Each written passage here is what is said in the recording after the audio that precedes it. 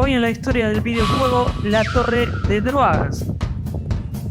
Este cartuchito que ves acá y que he sacado a pasear por el barrio tiene una gran historia detrás que data desde los salones de arcades, las salas recreativas, los fichines del Japón de 1984. Quédate en este video que no es otra cosa que un paseo anacrónico a los albores de los videojuegos de nuestras vidas.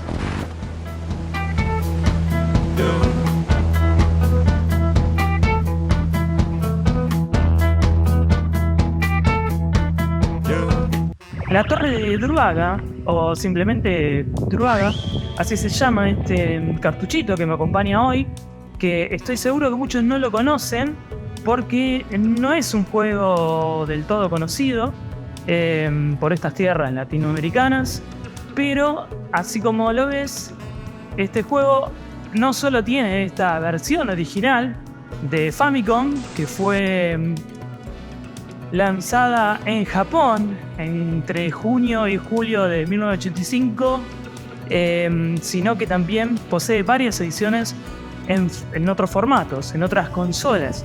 Inclusive tiene su versión clon para Family Game. Y esto hablando del primer juego de Druaga, porque Druaga tuvo varias secuelas, varias versiones, pero eso te lo voy a contar en un ratito. Así que empecemos por el principio.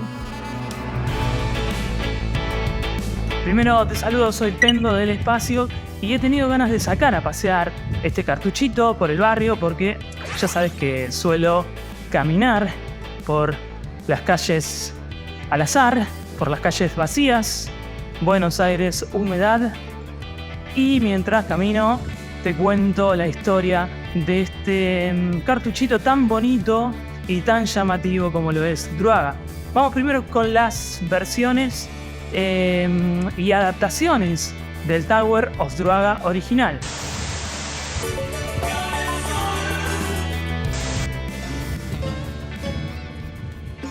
Por un lado existe la conversión píxel a píxel, también lanzada en 1985, que no es otra cosa que la versión NES, Nintendo NES, es decir, el port del juego japonés al americano en su respectivo cartucho gris. Un año después, en 1986, llegaron versiones para el juego para la consola MSX, una versión también para la consola Sharp X1, también conocida simplemente como X1 Plus One, o también llamada CZ800C, que fue una de las tantas computadoras hogareñas que fueron lanzadas al mercado por Sharp Corporation entre el año 1982 y 1988, y se basó en una CPU Z80.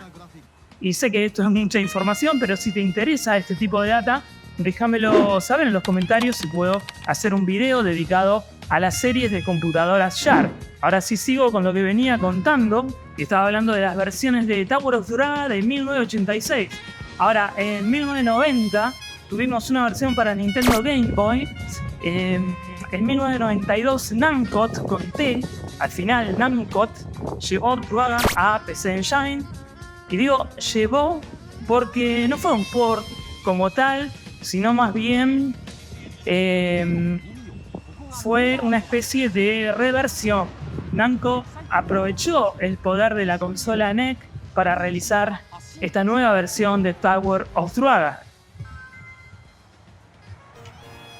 que tuvo mejores gráficos, una historia más profunda y también más grande, y tuvo caracterización y personalización de personajes, nuevos puzzles, bueno, un largo etcétera en esta mejora de Namcot para PC Engine.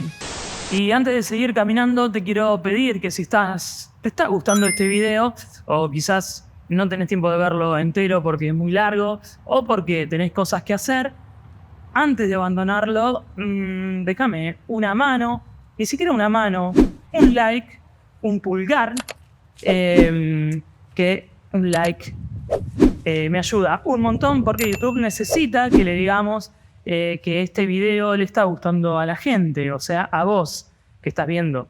Y la manera de hacer eso es que le des un like. Desde ya, gracias. Y ahora sí retomo el paseo y lo que venía diciendo. Y te venía contando las diferentes entregas de Druaga. Y si no me equivoco, esas fueron las entregas más originales que tuvo el juego desde el cartucho de Famicom. Luego tuvo ports de alguna manera más actuales para diferentes tiendas como la consola virtual de Wii, la PlayStation Store. Apareció en algunos compilados de juegos como los Arcade Archives, o sea, Arcade Archives, Archive. Y además el arcade, el primer juego de Druaga, fue reeditado en Japón en el año 2009.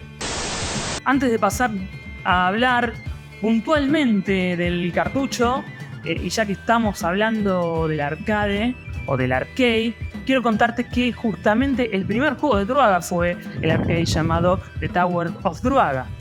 Corría el año 1984 en las tierras del sol naciente y en las salas de arcades se empezaba a ver y a hablar de un juego bastante particular o bastante curioso, un juego de mazmorras y de rol, y este arcade obviamente era The Tower of Druaga.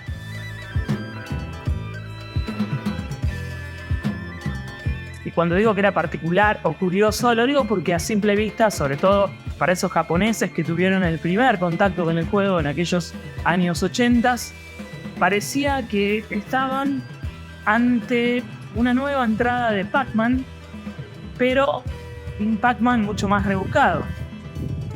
Pac-Man con toques de RPG, y tiene sentido ya que si uno investiga sobre la historia de este arcade de Druaga, va a encontrarse que al principio los de Namco con T querían hacer un Fantasy Pac-Man. The Tower of Druaga Arcade era un videojuego muy difícil, con un diseño de mazmorras aleatorio y también laberíntico, y escondía y esconde innumerables secretos, hasta el punto de que jugándolo hoy en día, para dar con todos esos secretos hay que recurrir a alguna guía. Y esa dificultad y poca información para los que lo jugaron en aquella época fue uno, al principio, de los motivos por los que no triunfó fuera de Japón.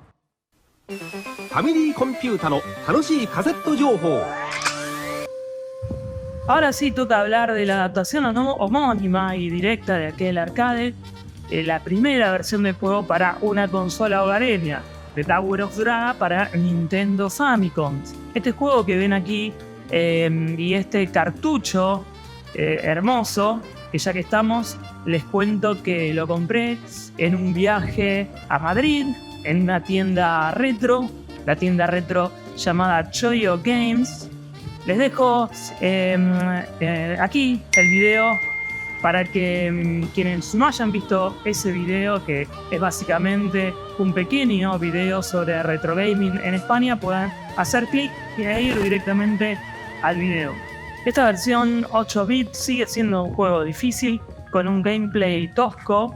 Por ejemplo, es difícil atacar a los enemigos correctamente porque influye la perspectiva de la cámara, y además manejar la espada con los controles, aunque parezca algo fácil, no lo es para nada. Se me vuela el sombrero. Masanobu Endo, el diseñador del juego, estaba muy inspirado en Dungeons and Dragons, Calabozos y Dragones, pero sabía que el motor del juego iba por el lado de Pac-Man, porque Namco había tenido mucho éxito con el Comecocos, y de ahí la perspectiva cenital de las mazmorras y el desplazamiento lateral. Masanobu Endo se unió a Namco en 1981 y en 1982 creó el conocido shoot'em up Xevious Shoot'em Up, o sea, matamarcianos.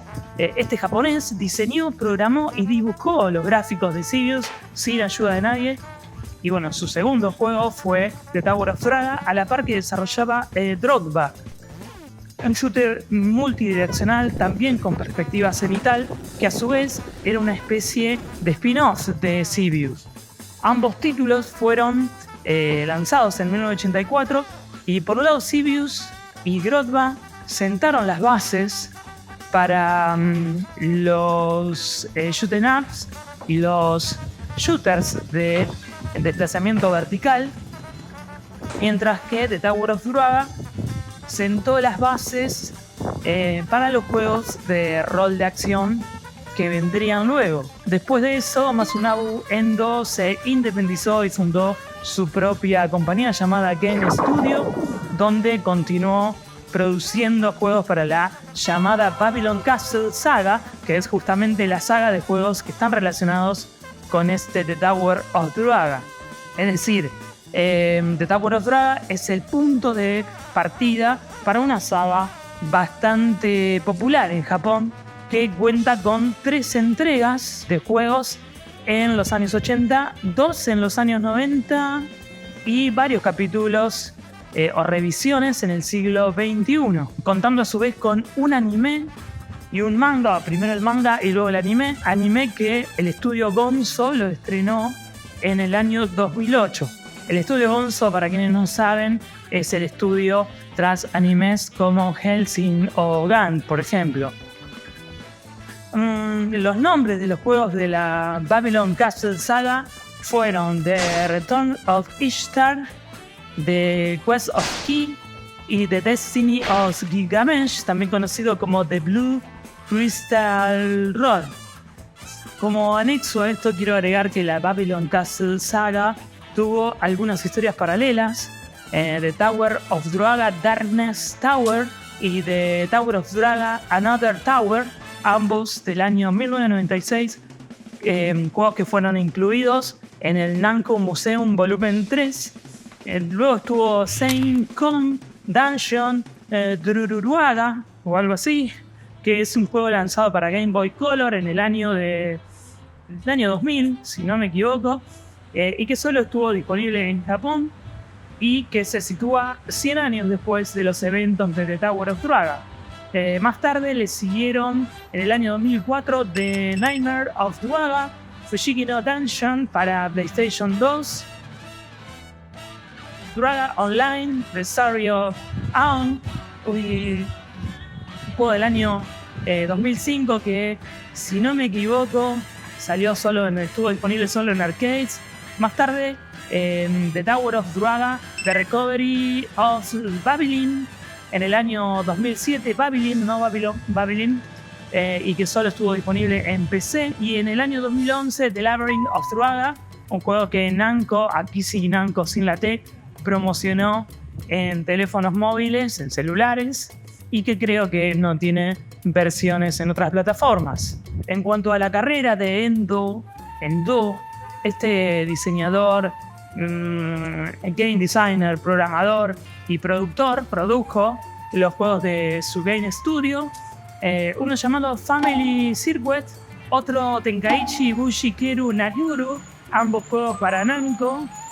Luego el juego Kido Senshi Z Gundam Hot Scramble para Bandai y el juego Earth Adventure para la consola Sega Saturn.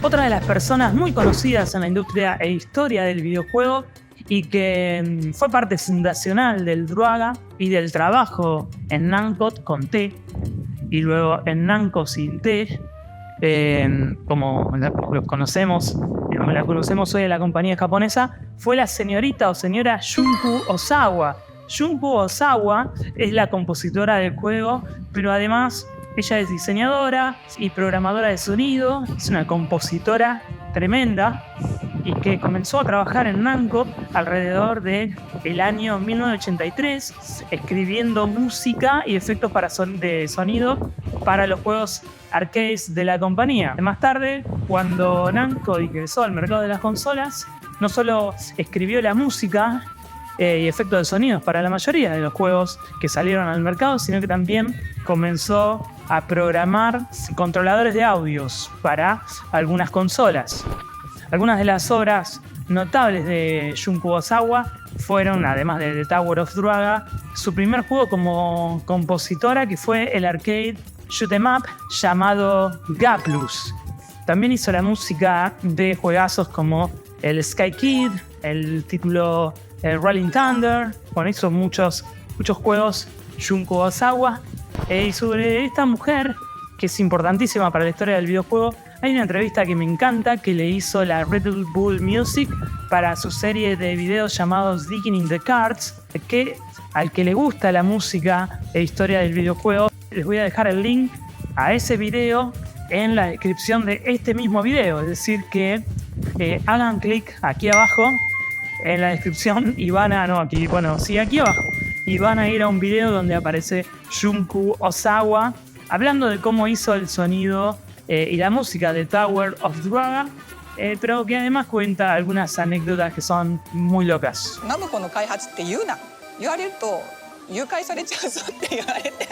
それで身代金の代わりに新しいゲームの企画を出せって言われるから。 Anacro Games, anacronismo y videojuegos. Pero volvamos a The Tower of Druaga.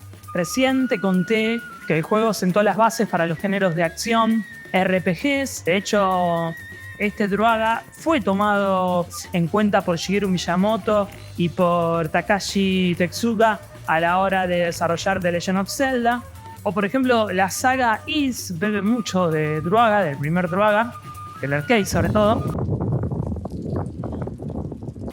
Y ya para ir cerrando, me queda hablar del lore del juego, lo que sería la historia en sí de los personajes y el desafío que plantea este título. Bueno, como jugador asumís el papel del héroe que se llama Gilgamesh, cuyo objetivo, como no podía ser de otra manera, es rescatar a la doncella Ki, o Kai, de las garras del demonio Druaga. Para hacer esto tienes que atravesar 60 pisos de la inmensa torre de Druaga. Gilgamesh viene equipado con una espada que puedes usar para derrotar monstruos. También tiene un escudo que obviamente puede usarse para bloquear ataques mágicos. Como dije antes, la jugabilidad fue el punto más bajo del juego porque es un juego difícil y tosco. Es difícil controlar al personaje mientras te vas desplazando por los niveles, pero a su vez esta dificultad lo convirtió en un desafío para los jugadores más hardcore de los años 80 y 90. Y esa dificultad también de alguna manera fue heredada por las entregas siguientes. El desafío del juego incluye también recoger un tesoro en cada uno de los niveles. Este tesoro se encuentra en un cofre que está oculto o es invisible en el nivel. Y es realmente casi imposible, mejor dicho, es imposible avanzar al siguiente nivel si no se completa con éxito las condiciones especiales, digamos arbitrarias y extravagantes que tiene cada piso de esta torre. O sea, hay mucho de game design. Para lograr que aparezca el cofre, poder recoger el tesoro y obtener una llave para abrir la puerta de salida, hay que hacer realmente varios malabares a la hora de jugarlo. Y todo esto antes de que se acabe el tiempo, porque también es un juego que tiene límite temporal, por lo que cada partida es un desafío en sí. Cada uno de los 60 niveles de The Tower of Druaga tiene un tesoro diferente, con una extraña condición, digamos también diferentes, para hacerlo aparecer. Y si no obtienes casi todos los tesoros, no vas a poder completar el juego.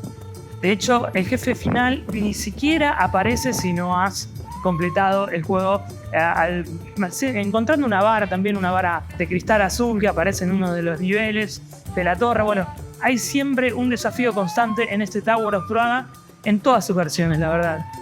Es un juego difícil, con un desafío más difícil aún, por eso es un título que lo hace muy interesante su dificultad, o al menos para mí.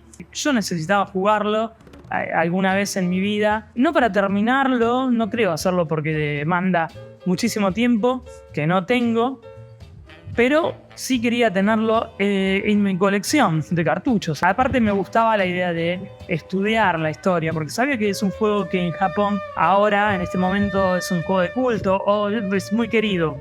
Así que aquí está este Tower of Druaga, que me sigue acompañando luego de varias cuadras y están un poco cansados ya de caminar, con mucho viento, mucha gente alrededor. La verdad que se hizo difícil este video porque hay mucho quilombo sonoro. No lo tenemos a Jun Kurosawa diseñando el sonido de nuestras vidas. Antes de despedirme, les conté que Tower of Draga tuvo su versión clon para Family Game, un cartucho de la serie LB, el número 45, y esto lo sé porque aparece en el catálogo Weird Wind Manu, nunca me sale bien ese nombre, Weird Wind Manu, un catálogo del año 1990, catálogo que si te gustan los cartuchos Family Game, lo podés y lo tenés que tener. Te voy a dejar el link para que te lo puedas descargar gratis. Link en la descripción de este video. Quiero aclarar que este catálogo lo conseguí gracias al gran Carlos Caputo Maidana de la revista Replay, quien lo compartió amablemente con sus seguidores en Twitter. Grosso Carlos y los colegas de revista Replay. Gracias. Ahora sí me despido, yo soy Pendo del Espacio. No dudes en escribirme en los comentarios de este video por si querés que cuente la historia de algún videojuego puntual. Déjamelo saber en los comentarios. Y si te gustó este video, déjame un like, un corazón. Ayuda un montón. Y ni hablar que si todavía no estás suscrito o suscrita a este canal, lo hagas haciendo clic también en la campanita. Así te enteras de cuando subo un nuevo video. Y antes de despedirme, de cerrar el video finalmente, te dejo este video que vas a ver en algún lugar de esta pantalla, que creo que no viste y que te va a gustar.